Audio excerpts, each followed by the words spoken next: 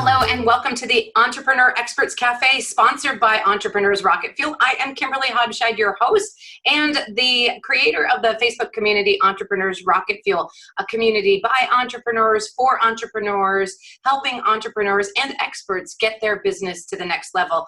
Come join the community at www.entrepreneursrocketfuel.com/Facebook and join the conversation. Today, I'm going to interview Evakerin Wallin, and Evakarin is an expert in her field. Welcome to the Entrepreneur Experts Cafe. Thank you so much. I'm happy to be here.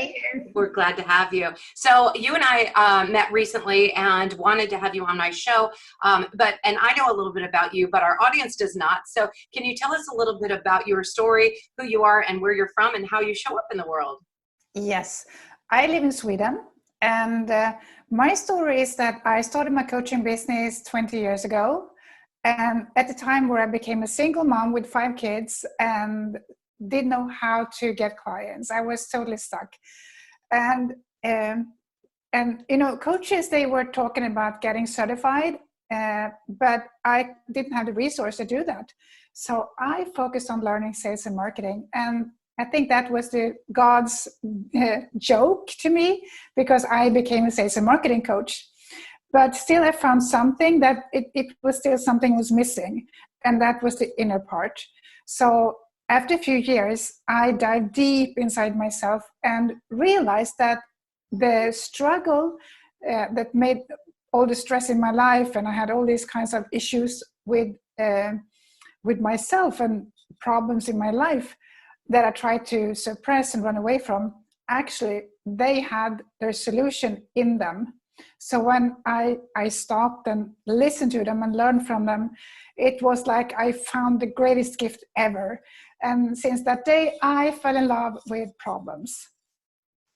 So what I do is I help coaches that are stuck like I used to be to create a coaching business that they can make a living from.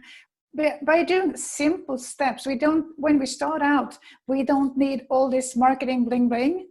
We just need to do things, start from where we are and take it step by step.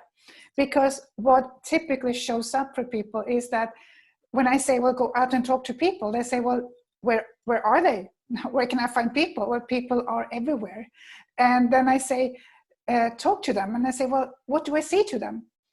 But you're a coach. You can ask questions and listen. That's so do right. that.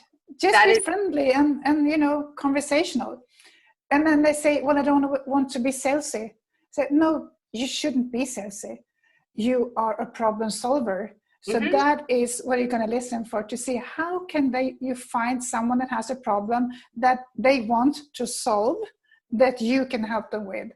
Then, and not before that, are you going to ask for a business? Because then you're not a salesperson, you're a problem solver. And that's such more fun to be a problem solver.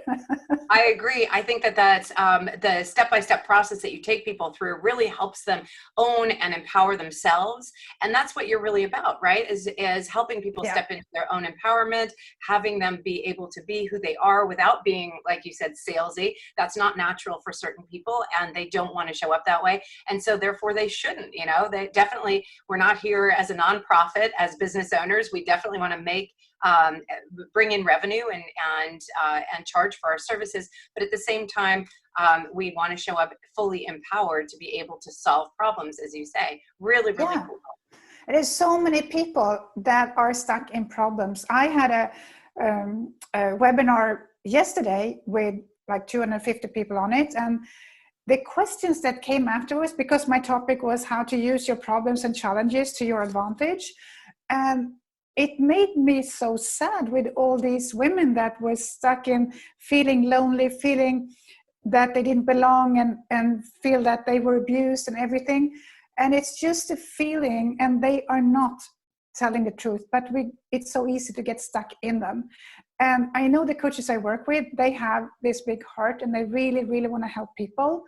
So and they're hesitating to go out because they don't want to push people and be salesy. And it's not about that at all. It's about being of service and really, really help people to find themselves behind all these, issues that we believe in.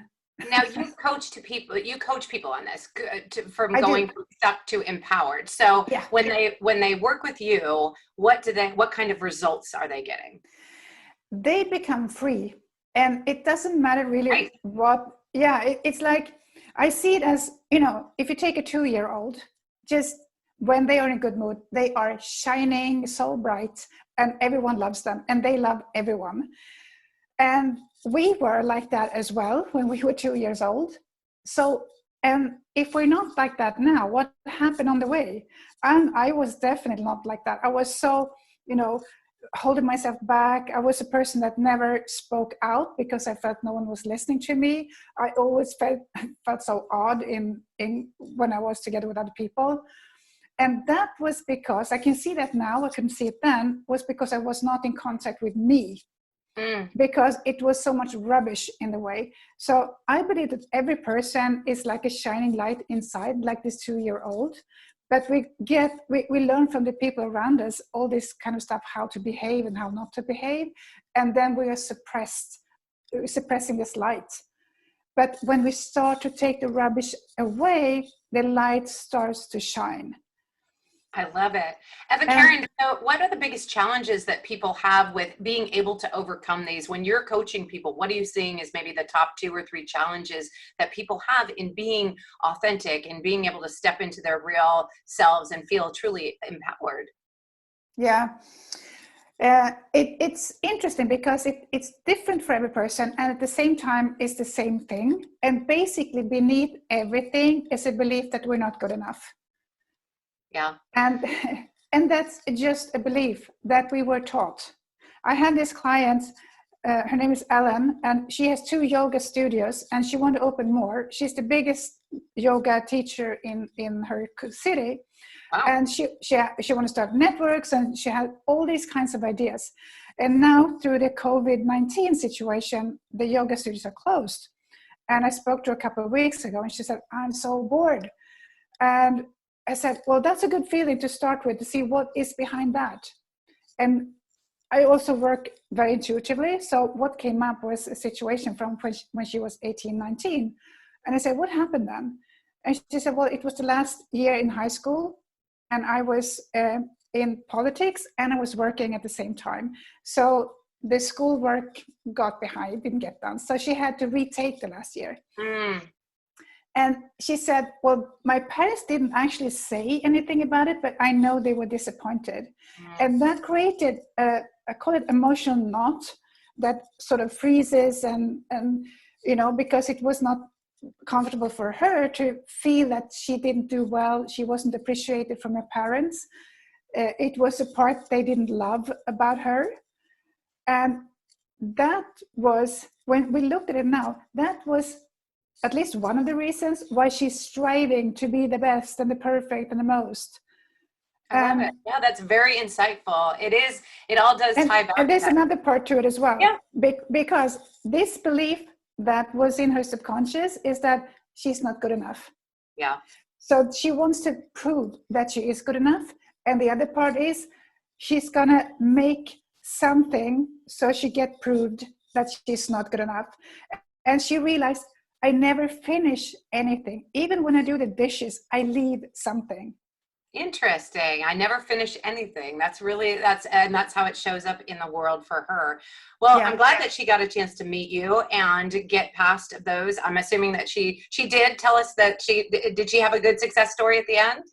Well, the thing is, I haven't spoken to her since because it's just a couple of weeks ago, and we have a scheduled call tomorrow. Got it. So, but what I know from experience is that when you release this frozen memory in your body, in your subconscious, it's like you have these shielders take off, and you suddenly see the world and yourself in a new light. I love it. So that is what I know. So the freedom is behind. I say miracles are waiting on the other side of challenges. That's why I love so much about challenges. And they are showing us the way. They are our guides if we let them to. If we don't step away from them or drown in them and believe that it's the truth. Nicely said. Very nicely said. Challenges, miracles are on the other side of challenges. I love that. Yes. All right. Well, we are at time, so I want to let the audience have an opportunity to connect with you. What's the best way for them to reach out to you if they want to know more about this particular method? Yeah, I think that Facebook is the best way for me for people to reach me. Okay, and Because Facebook is your first name, last name. So yeah. it's Evakarin Wallin. That's Evakarin. Evakarin. That's Evakarin. And Wallin is with two L's. It's Wallin. That's Wallin on Facebook. And are they able to find you with that same name on the internet as well? Yeah, it's okay. the same so your name. website. Okay, perfect. All it's right, myname.com. .com. So evakarinwallin.com. All right, yes. Fantastic. I'm super glad that you came to spend some time with us today. That was really insightful. I definitely appreciate your time. Before we let you go, do you have any final words for our crew? Well, don't believe your thoughts and don't believe your feelings. You have a truth beneath them. Listen to that. Truth beneath your thoughts and your feelings. All right, very good. Thank you so much, Evakarin. So glad to have you here with us. Ladies and gentlemen, I'm Kimberly Hobscheid, the creator of the Entrepreneurs Experts Cafe and the founder of Entrepreneurs Rocket Fuel, the Facebook group. Come join the community and the conversation at www.entrepreneursrocketfuel.com/Facebook. We'll see you there. Cheers.